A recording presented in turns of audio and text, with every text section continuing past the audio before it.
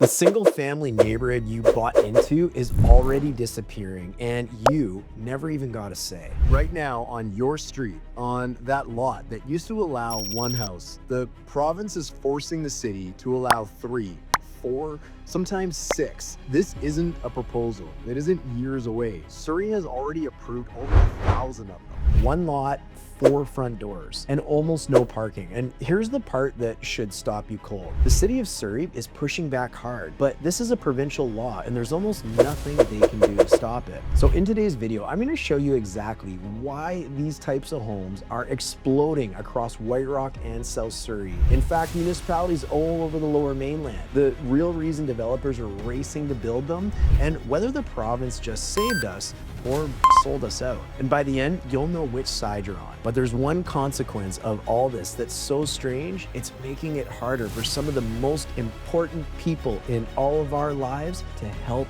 the people they need to help. If you're curious about what that means and where that's going, stay with me. We're gonna get into it right now. You only get one chance to buy or sell your next home. Let's get it right. Hey, before we kick off, if you're thinking about buying or selling in White Rock or South Surrey, the biggest mistake you can make right now is relying on outdated advice or guessing your next move. The market has shifted, and what worked even 6 months ago could cost you tens of thousands today. My name is Darin. I'm a real estate professional living and working here in White Rock and South Surrey, and I've been helping families buy and sell here since 2007. Since then, I've worked with hundreds of clients, many of whom found me right here on YouTube because they wanted straight answers, real local insight, and a strategy that actually works. On this channel, I break down exactly what's happening in our market, what to watch out for, and how to make smart decisions so you don't leave any money on the table. So if you want to stay ahead of the market, hit subscribe. And if you're serious about making a move, there's a link below to book a quick call with me and my team. No pressure, just clear advice so you can move forward with confidence. Okay, so before I show you just how strange this is getting, you need to understand what actually changed, because almost none of this started at the city halls across the province. It started in Victoria. In late 2023, the provincial government passed something called Bill 44. And if you followed this channel for a while, you know I've been sounding the alarm on this one for a long time, warning about what it would do to neighborhoods. Well, here we are today. So here's what Bill 44 does in plain English. Before this law, almost every lot that wasn't zoned for multifamily in White Rock and Surrey was zoned for one thing, a single family home, maybe a duplex in some cases, but that was it. Bill 44 took that rule book and threw it out. Now the province forces nearly every city in BC, anywhere with more than 5,000 people, to allow 3 or 4 homes on those same lots. And if the lot's near a frequent bus service, up to 6. 6. But here's the part that catches everyone off guard. A builder doesn't need to apply for rezoning. There's no public hearing. There's no night where the neighbors get to show up and say, hold on a second. If the project fits the rules, it gets built by right. The single family only neighborhood as we knew it is basically gone in this province. Not slowing down, it's gone. And no city got to opt out. Every municipality was ordered to rewrite its own zoning to make room for this, whether they liked it or not. Surrey did exactly that in the summer of 2024, not because they chose to, but because they had no choice. So that's the law. And that's what every single one of these duplexes is being built under. And it's that very reason that in June, Surrey's own Mayor Brenda Locke finally reached a breaking point. So let's talk about what happened at Surrey City Hall, because this is the moment that made me want to sit down and make this video for you today. Just a few weeks ago, Surrey's Mayor Brenda Locke stood up and brought a motion about these exact developments, and the Surrey City Council backed her. They've now ordered city staff to go back and review the zoning, the servicing, the strain on infrastructure, all of it, and report back before the summer break. Stop and think about what that actually means. The city isn't tweaking some minor policy here. The city's essentially raising its hand and admitting that this provincial law is causing problems that it can't keep up with. And the mayor's argument is pretty pointed. She says this got dropped on every city in BC back in late 2023 with almost no consultation. The same rules forced on Surrey as a town a fraction of its size, with no regard for how different these places actually are. And in her words, the province did not build in a contingency or cost recovery. Translation: when your neighborhood suddenly needs bigger sewers, more water, more roads to handle all these new units, that bill doesn't land in Victoria. it lands on you. And this is not some pilot project with a few test homes. Surrey has already greenlit around 1,200 of these. So what does that strain actually look like once it's on your street? Because this is where it starts to get a little crazy. So if the province is forcing this and the city is fighting it, here's the question that explains everything that you're seeing on the ground. Why are builders moving this fast? Because nobody pours concrete this quickly unless the money is unreal. And trust me, it is.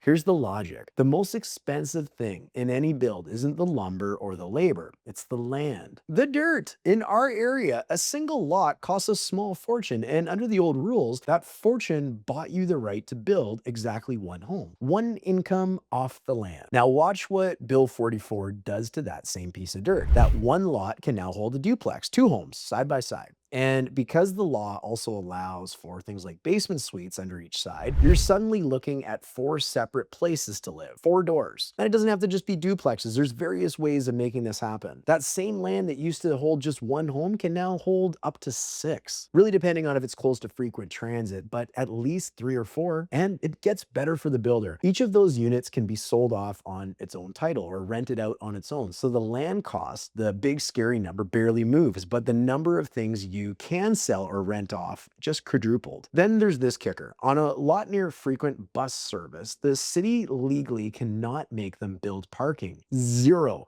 And the parking is expensive. It burns space, it burns budget. Strip it away, and you can fit in even more living space onto the same lot for less. So stack it up, same land, 4 times the doors, no rezoning fight, no public hearing, and in a lot of cases, no parking to pay for. That's not a loophole, that's the entire business model. And it's exactly why these are going up on every single block. But here's the thing about all that profit. Somebody pays for it. It's not just the developer, it's you.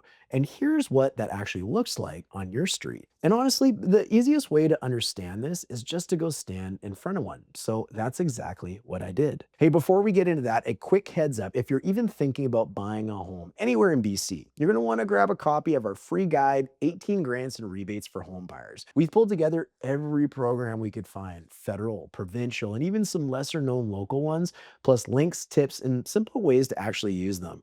Most of these are buried, confusing, or completely missed by buyers, and this could save you thousands.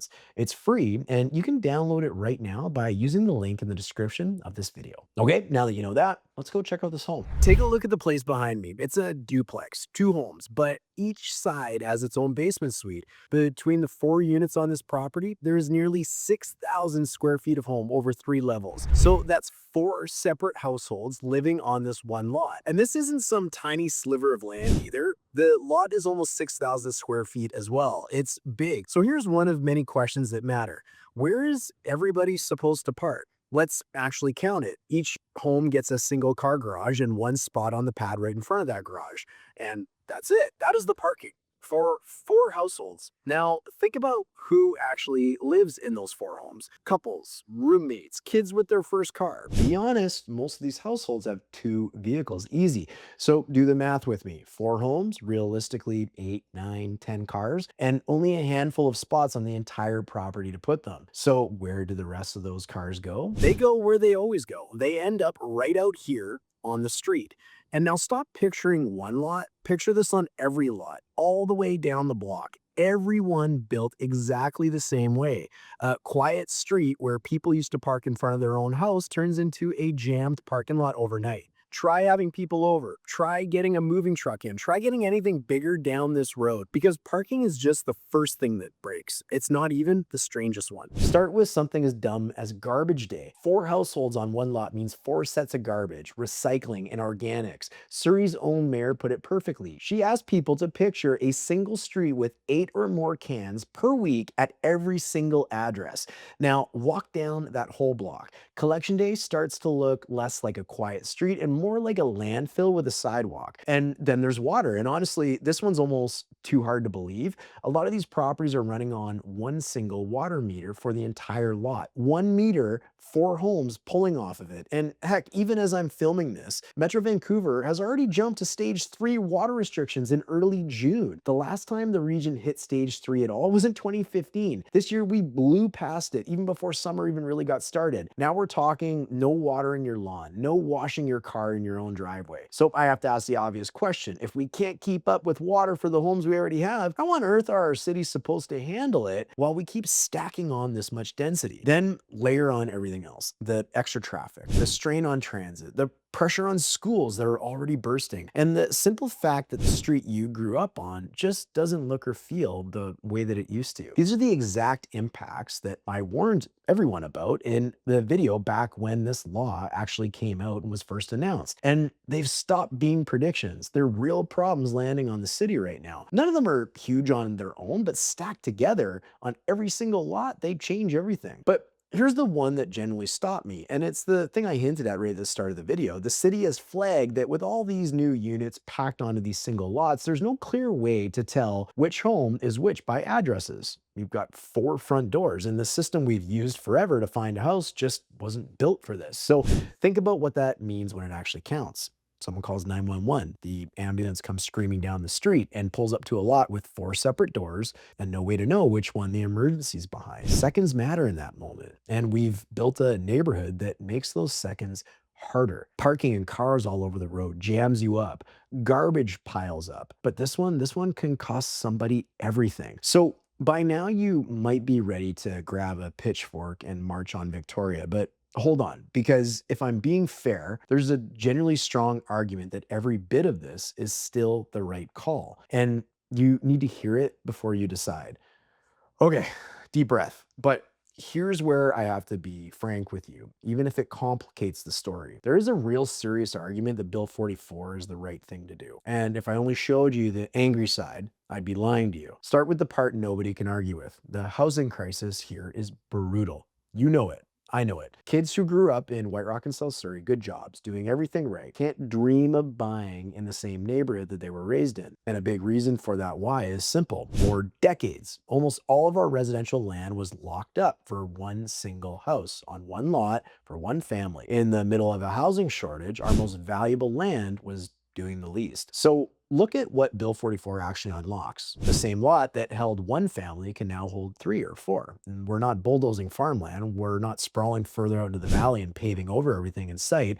We're getting more homes out of land we've already built on, close to where people already work and shop. And supporters will tell you that's the single most realistic way to bring prices back down to earth. You want affordability? Build more, a lot more. And then there's the part that silently cut through all the red tape. Under the old system, one project could get tied up for years, rezoning, public hearings, a handful of neighbors showing up to kill anything new. Bill 44 strips that all away. If it fits the rules, it gets built. And yes, that's the exact thing that frustrates the people we just talked about. But it's also the thing that finally lets housing get built instead of dying in a council chamber. And here's what might surprise you the most, because this isn't a win for just builders. If you own a home here, this law just handed you options that you never had. You could add a suite to help carry your mortgage, build a place out back, a garden suite for your aging parents, or for a kid trying to get a start on their own. Or your lot is simply worth more now because of everything it's allowed to become. For a lot of homeowners around here, Bill 44 isn't a threat at all. It's the best thing that happened to them and their property in years. So I want you to sit with that for a moment.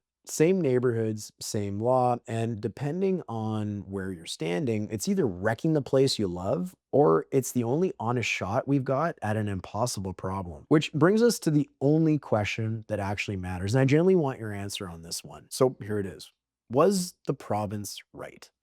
Did they finally have the guts to do the hard thing? Force more homes onto land that was sitting half unused in the middle of a housing crisis? Or did the city get it right? That this got dropped on us with no real plan, no consultation, and nobody from Victoria footing the bill for what it actually breaks. Here's what I keep coming back to. Both of those can be true at the same time. We can desperately need the homes, and the province can have rolled this out in a way that's quietly straining the neighborhoods we love. The hard part isn't picking an easy villain, it's deciding what you're actually willing to trade. So be honest with me, if it was your street, your parking, your kid's school feeling the squeeze, would you say still build it?